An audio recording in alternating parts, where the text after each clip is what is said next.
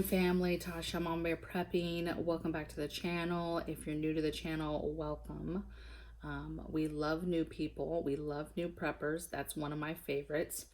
But I am a fan of the seasoned prepper as well. So everybody is welcome. So this morning, my videos lately have been pretty, bleak and kind of dark. And so today I just wanted to lighten it up a little bit and just get into a super important prep that I have spoken about on other videos several times. And I actually think it was one of the things, yes, that was on my Forgotten Preps video that I did a couple days ago. If you didn't get a chance to check that out, check that out. But that was medicines and prepping medicines, okay? And just being prepared overall if there is a point where you're not able to just readily get said medicine, whether it runs out on the shelves, whether it's just not available to us on the shelves at all. Whatever the case may be, you want to be prepared as a family in whole to be able to take care of said medical crisis. Now, with that said, this is totally different than your medical kit. So very quickly, your medical kit, in my opinion, is something that you build, okay? And the kit is going to have all your things to help take care of boo-boos, all your bandages, so your everyday scrapes and stuff, all the way up to, gunshot wound, tourniquet, somebody gets very hurt, sunken chest wound, whatever the case may be. That's your actual medical supplies, okay? The things that you need to do to actually take care of a injury, okay? That is your stitch bandages, your suture kit, those type of things, okay? Your tapes, your gauze, all that is supplies. But what is often missed, and real quick on that too, is you're building that. So you're not going out and getting these little $20 kits that have set amount of bandages and stuff. I mean, I would highly suggest you look at those online because they will give you ideas of what to put into your bags. But there is several people in our community that are very, very good at medical. Some of them have their own IFAKs that they've come up with. So I would totally tell you, hey, look up those packs, listen to those people so you can figure out what needs to go in this kit, and then you build it, okay? You get a tackle box, you get some sort of organizer, you get a tote, whatever it is, you get something that you can organize this medical supplies in, and that has room for growth, meaning has room for you to add to it as you're preparing, okay? But an overlooked item is all these things, and I took a picture and I'm gonna try to put it in the video as I talk and try to keep it at the top of the screen for the most of the video so that you can just kind of pan through and see what I'm talking about. And I'm gonna show you these items, but medical supplies covers two areas too. This is both your over-the-counter, which is predominantly what I'm going to talk about today, and then you have your prescriptions, okay? So prescriptions, obviously, you're not able to just get. Some people can talk to their doctors and get 2 or 3 months worth. So I totally urge you as a prepper, if there's any kind of meds that you take that are prescribed like that, to please talk to your doctor and see if you can get that 2 to 3 months or even longer. I know it depends on what the medication is and that type of thing, but see if you can get that stuff so that you can hold it back, okay? And another tip is to always fill your prescriptions on time. Do not wait. So even if you have a little bit left over of said prescription, keep that and fill your prescription. Don't wait till it's empty and then fill it, okay? Because that little bit of extra that you might have over time is going to build, and then you can then build your your backup that way as well, okay? So that's prescribed medicines. That's super important, okay? But on the over-the-counter side here, and I'm looking over here because I have it spread out in front of me, you need to be thinking about a variety of things that you might need to take care of, okay? And so we're just going to kind of go through those things, okay, you guys? So to me, I'm going to start with the basics and just your basic cold medicine, okay? Just having a capability of having the basics for a cold, okay? Now, and I want to touch on this real quick. One, I'm not a doctor. I'm not a nurse. I'm not claiming to know everything. I'm not trying to push medication on you. And what I want you to take into account is You very well may be that type of person that likes herbal stuff. I'm a huge fan of herbal and natural remedies, okay? But please don't sleep on the importance of having some of this stuff. Do you need to take it every single time you're sick? No, you're going to figure that out. But please do not prep this stuff because you only believe in herbal. Okay. And an emergency, if you're a holistic type person, I would still say have some of this stuff in a small tote. That's emergency, okay? Because some of this stuff really could make the difference of you feeling better, or going in a opposite direction of better, okay? So very basic, some cold medicine stuff, both for adults, right? And have your other extra stuff, maybe some throat stuff. And don't forget children, okay? If you have any children in the house, infants in the home, don't forget those folks as well on getting your cold medicines and different everyday medicines for children, so that you can take care of them, okay? And in this area, you could be doing things, simple things like, what did I do with that pack right here? Simple things too, you guys, like just your emergency, having that type of stuff, having teas on hand that you can drink, and put something like this that can bring you back to life when you're just kind of down and out. Because I tell you, there's always stuff to be done, and when we go down for the count, it's not good because stuff's not getting done. Now, in that same realm then, vitamins, okay? Your everyday vitamins need to be in your kits, okay? You need to be thinking, hey, what are the basic vitamins, okay? What are the basic vitamins? And having those, in your preps, okay? Now, right now, if you're getting food and you're eating said food and you're getting your vitamins and you're not necessarily needing to take a multivitamin, that's great, okay? But you might be in a circumstance at some point where you're eating food or you're not able to get the total amounts of vitamins, or you might be feeling ill one day and you read in a book, hey, this is a sign that you're deficient in a certain vitamin. And then if you have that said vitamin on hand, then you can start taking it to level out your levels, okay?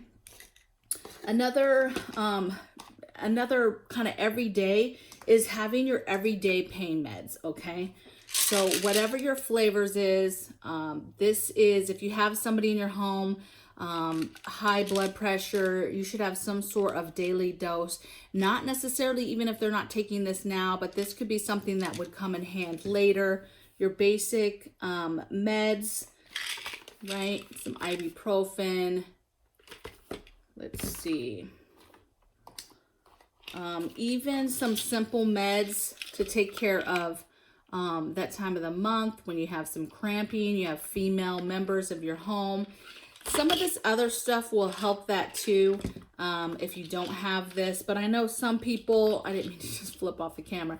Some people really prefer this stuff. So if you have a member in your family that you know goes through this stuff, you're going to want to make sure that you have it on hand, okay? And then just some simple, allergy stuff. You've got to be ready for the basic things that kind of happen, maybe whether it's seasonal, whether it's a flu season, it's springtime and there's a lot of allergies, or maybe you have somebody in your home that just deals with allergies in general throughout the year. So you need to keep a heavy supply of a certain allergy medicine, but having that on hand. Also, allergy medicines have certain stuff in it that actually helps with as a sleep aid as well, so you can help with being maybe an allergy, but also if you're not sleeping. Speaking of migraines, start thinking about the parts of your body that right now for you have oftentimes that are not good. If you're a person that has headaches a lot, then you want to make sure that you're prepping up on that, on maybe your headache medicines, okay? If you have allergies, you need to be stocking up on that. If for a fact every flu season you get sick, and you get sick very, very bad, that's the type of stuff that you're going to want to be on. For example, too, we have somebody in our home that uses a lot of nasal spray, right? Always congested, right? So constantly using allergy, congestion type stuff and figuring that out. Another thing is just herbal too. If you're not into herbal and you're all about popping the pills, right? Again, I'm not here to judge, but in a prepping world, what happens when this stuff goes bad? So you want to be thinking herbally, what stuff is out there, what plants, what herbs are out there that you can make tinctures and you can make, you know, some feel good items that will maybe help replace some of this stuff for pain and for different things that you're going through, okay? Another one, just pain, but PM. So sleep aids, if you're one that really needs help with sleep aids. Also, don't forget your feel good stuff as far as, you know, if you have a lot of back pain or you have a lot of foot pain, right? Your Epsom salts, the things that make you feel good. You could take a bath or soak your feet, or you get really a lot of muscle pain, right? So you have different things that you can take for your back. One of my favorites is soaking for my feet and for my back is soaking in Epsom salt. And then when I really have a spot that just is really bothering me, Tiger Balm is like one of my go-tos. I love Tiger Balm. I'm actually saw a video where a lady made that. And that's another thing, learning how to do things. So like I'm a huge fan of Tiger Balm, and I saw some videos where somebody was making their rendition of Tiger Balm. And so I'm gonna try it because I wanna see how well it works, because if that's the case, then I can start making my own to put in preps. All right. And then the other thing that I want to talk about is first aid type stuff. So stuff that will probably be in your medical supply kit. So like Neosporin, right? Your burn creams, right? You burn yourself, your creams. Those type of things tend to be kind of in your med kit in a smaller form, but just having your backups and stuff I keep with my bigger pieces of medical totes, I guess, or supplies. And then just thinking outside the box, you guys. So different things that could come your way. Maybe it's not things that you deal with now, right? Athlete's foot, hemorrhoid cream, maybe some sort of cream if you break out your skin, foot creams, foot sprays, fungus stuff. Think about the different body parts. So you have your feet, I just mentioned, right? Let's say you have achy body muscles, okay? So getting that type of stuff, having a heat pad, having a muscle cream for a back. You don't feel good, having stuff that will, if you have gas or Pepto for upset stomach, or somebody that is can't go to the bathroom, right? Having those pills, X-Lax, to be able to relieve that, okay? And outside the box stuff, right? Poison ivy, aloe, right? People get burned or get some sort of infection or catch something right from a plant, then they're ready to go. And then just some outside the box. This is not really a medicine, but it's just kind of something that I keep. And then some extras, right? Think about things that happen with your babies or kids or you. Maybe you have somebody in your family that has a lot of tooth pain and you need some sort of tooth sticks that help with the pain, or just things in general to help. Maybe some severe mouthwash that can help if there was some sort of infection in your mouth. Your ears, having some ear drops and having some good stuff that's over the counter to help you with your ears. Your eyes, maybe having some extra eye drops, okay, and eye infection type stuff. Really take a look at your medical section in your store and just take a look at it. I look at it very closely because there's all types of things that are there that maybe you don't think about on an everyday basis because it's just stuff you don't buy. But when you're thinking about prepping, you're thinking about the what ifs and what could happen. And having even one bottle of something that only takes care of one little thing could mean the difference of just some comfort and stuff, okay? Another thing that's very popular with preppers, and I need to do a little bit more research, but so antibiotics, right? You can't really buy antibiotics over the counter for people, right? That is a prescription. But antibiotics are super, super important if you have an infection and your body is trying to fight something off. And sometimes it requires an antibiotic, okay? Even something as simple as a double ear infection requires an antibiotic to help your body fight that off, okay? Because that could lead to other stuff, okay? And one of the things is, there's fish, okay, in your animal departments. There's stuff that's for animals and for fish that are okay for human consumption, that are considered an antibiotic, but for that said animal or whatever. So take a look at that stuff. Again, I'm not a doctor, you guys. I definitely have a ton of this stuff on hand, though, just in case it came down to the point where I needed some sort of something stronger, an antibiotic to fight something off. Another thing is, do not sleep on your herbs. Start researching herbal medicines, and which, matter of fact, I think I might have them here. I do. I was gonna save this for a different video, you guys, but where's my, is it here?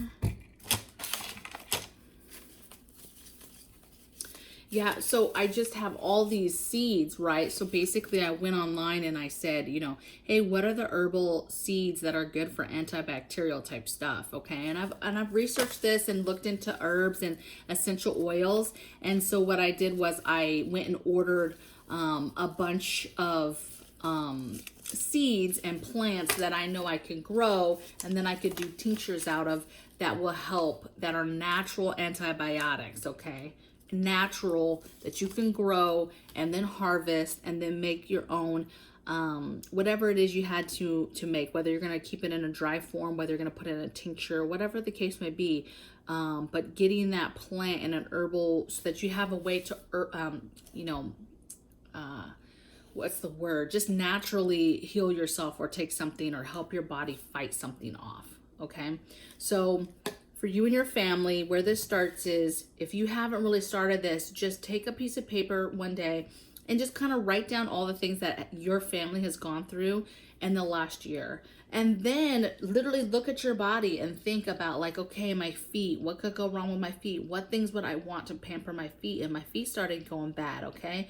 And then just go up your body, okay? What aches and pains do you have? What would you want if certain things went? What would you want if, you know, you sprained your wrist? You'd want some pain medicine and maybe a wrist thing. Like, start thinking about those things. Maybe you've never had a toothache in your life, but let me tell you, when you get one, it's one of the most painful things that you can get. So having something like that, and that's horrible if you have to try to run out and get it. And then it's even worse if there is no running out and getting it because it's not there, okay? You're gonna be in so much pain. And so having a few of these preps are gonna be life-saving, okay? So that's what I have, you guys. This isn't everything, obviously. How I keep meds is in the original bottles, okay? The original, oh wow, look at that. The original, is it still going? It is still going. The original containers. The only time is if have a prescription med that I'm able to keep some of it to the side because we're able to fill it before we've used everything, then I'll vacuum seal those meds to keep them, okay? But other than that, I'm keeping everything in its original thing in a cool, dark place, and I'm just keeping them in totes, you guys, okay? And meds is something that it's one of those things that I'm constantly looking at because meds are expensive. And so basically what I'm doing is, when I go to the store, I always look so that I can catch a sale. As something goes on sale, I can grab it. And again, I'm always looking too to see if there's anything that's kind of different that I just wasn't thinking of, right? So like last time is when a couple shopping trips ago is when I picked up the poison ivy stuff. I was like, oh, you know, I don't have any of that. I mean, I don't really live anywhere where there's poison ivy, but should we leave or later we do plan to live somewhere, I mean, this stuff could be you know, helpful. Okay, that's the whole point of medicine, you guys. So forgotten prep, please don't forget it. I would love to know in the comments below if you think that I forgot an area or a certain medicine that warranted, that we need to make sure that people have this in their cupboards or in their totes, in their long-term preps, please put it in the comments below. And I will see you guys the next time on the next video. And take care. All right.